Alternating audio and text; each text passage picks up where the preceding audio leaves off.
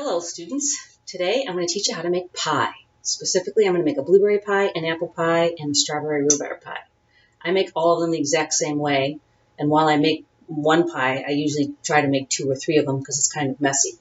So what you'll need is fruit, like blueberries or strawberries or apples. So I've got a bowl of blueberries here, sugar, cornstarch, and pie crust. I usually make my own pie crust, but today I'm just going to use Pillsbury pie crust just to make it a little bit easier and a little bit quicker for the purpose of making the video. Okay, so the first thing you want to do is preheat your oven. I got mine preheated to 350 degrees. A lot of recipes say to cook it at a little bit higher temperature, but I like to cook it at a low temperature for a longer period of time. Also, I like to use a Tupperware bowl with a lid when I'm making my pie so I can shake up the ingredients. So the first thing I'm going to do is I'm going to put my fruit into here. So I'm going to start with a blueberry pie. I'm going to dump my bowl of blueberries into here. This is like 2 of those packages at the store of blueberries.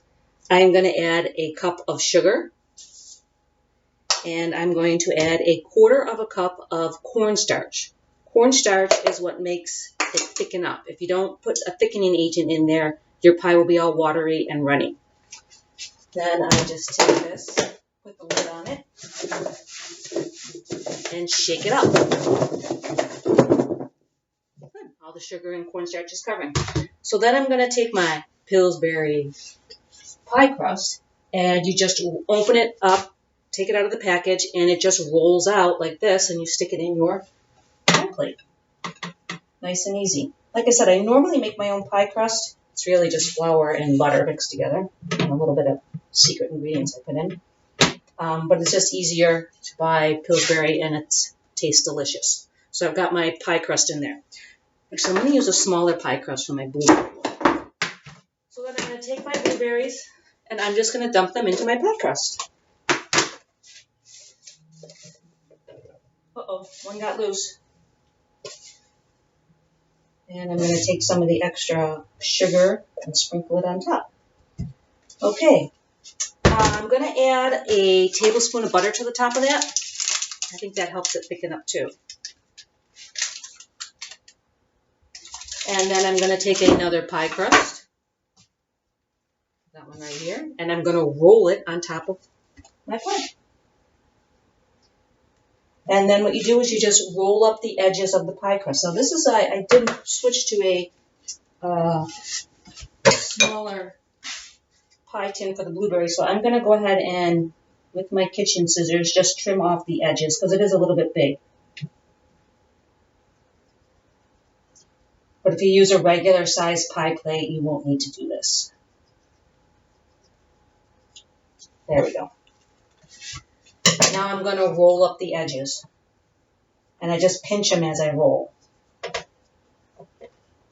Roll and pinch, roll and pinch, roll and pinch. There we go. And then I just kind of squish it together. Now one thing I do on the top of it is you want to make little vents. So I put 1, 2, 3, 4 little vents on it. And then I just throw it in the oven. And I'll have to cook that for about an hour. Okay, the next pie I'm going to make is apple pie. So I'm going to use the same container. I'm going to get rid of the few little blueberries that are left in it. Save those for later. I still have some flour and cornstarch in there, but that's fine. So I've already peeled and cut my apples. I'm going to dump them into my Tupperware. I'm also going to add a cup of sugar and a 1/4 cup of cornstarch. I'm going to put the lid on it. And I'm going to shake it up and make sure that all of my fruit is covered with the sugar and the cornstarch mix. Now I'm going to take a pie crust. I have a nice big pie plate this time. I already went ahead and put the pie crust in it. I'm going to dump my apples into it.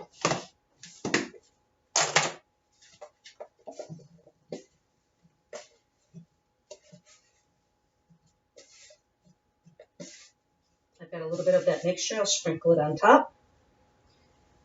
Now with apple pie, you can add cinnamon if you'd like. We like cinnamon in this house, so I'm just going to sprinkle some cinnamon on top. I'm going to add a couple tablespoons of butter to the top. This pie is a little bit bigger, so I'm going to put 2 little slices of butter on top. Then I'm going to take another pie crust, unroll it,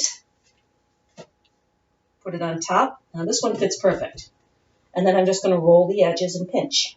Roll and pinch, roll and pinch, roll and pinch.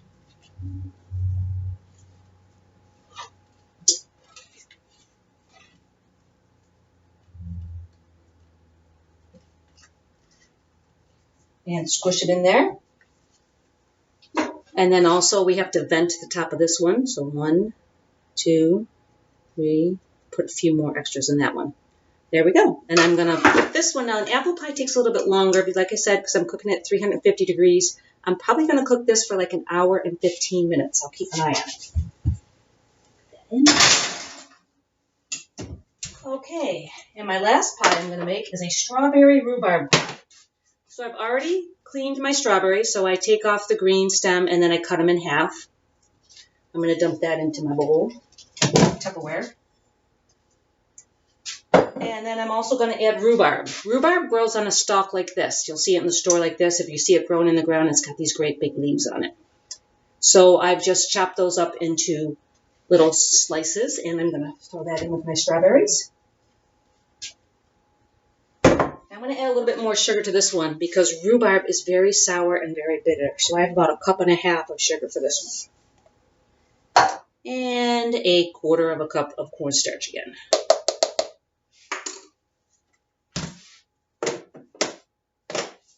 As you can see, it's getting kind of messy up here. All right, I'm going to shake this one up good. I've got a lot of strawberries in here. I might get 2 pies out of this one.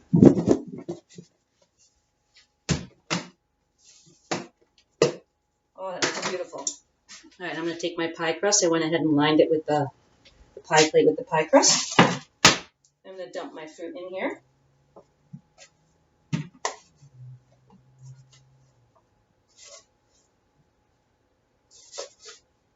Yeah, I definitely have enough for 2 pies. I'm going to get some of that sugar mixture and sprinkle it on top. Really want to make sure you have a lot of sugar on this one because it's very bitter. It's sour, that rhubarb. Especially it's fresh today, too. Okay, now with this one, what I'm going to do, instead of putting a full pie crust on top, I'm going to weave a little, like a basket weave type look on the top. So I'm going to use my Pillsbury crust.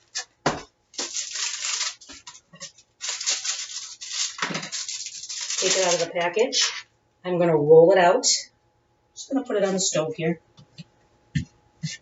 Glass top's good for cutting it. And I'm going to slice it into strips. So I've got a bunch of little straight lines that I can use as a weave. I'll show you how to do that.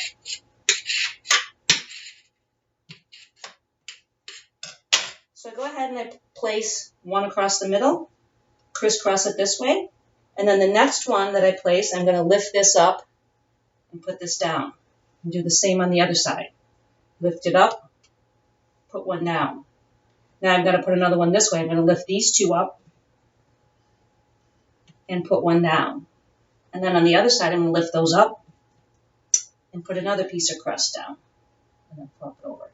Now I'm going to lift 2 of these up and place a piece of crust there. On the other side, lift these 2 up, place a piece of crust there. Looks like I have room maybe to put one more here and maybe one on the other side. So I'm lifting up every other crust when I do this. And then put them back over. And then I just roll up the sides like I did on the other one and pinch it. Oh, I forgot to put my butter on this one. Good thing it's weedy. I can stick it under there. All right, before I get going, I'll just stick my butter under there. All right. Pinch and weave. Roll it and pinch it.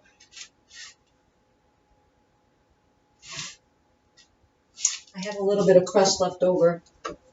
It's It's a little thin right here, so I'm going to add a little bit, thicken it up. I like a nice thick crust on the edge. Okay, almost set here.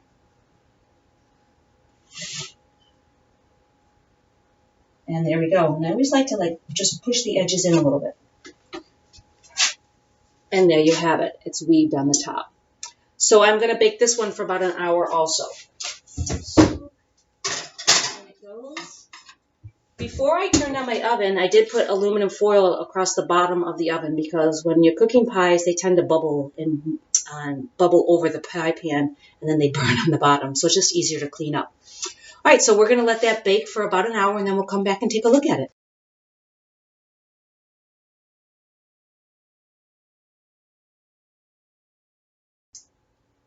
All right, the pies are done. Let's take a look at them. All right, here's the blueberry pie. Notice it bubbled over a little bit. That's when you know when the pie's done, when the juices start to bubble out through the crust. So that one came out good. Here is the apple pie. That one's still steaming. You can see how that one bubbled up a little bit too. And I just want to show you what that cornstarch does, how it thickens it up. So if you look at this right here, see how this is kind of thick and gooey. Delicious. And the last pie, the strawberry rhubarb pie, it's kind of messy because I don't have the top sealed over, but that one bubbled over too. And that one's still steaming. And that one gelled up really good also. All right, enjoy. I will take a slice of those later and serve it with a side of ice cream or whipped cream. All right, bon appetit.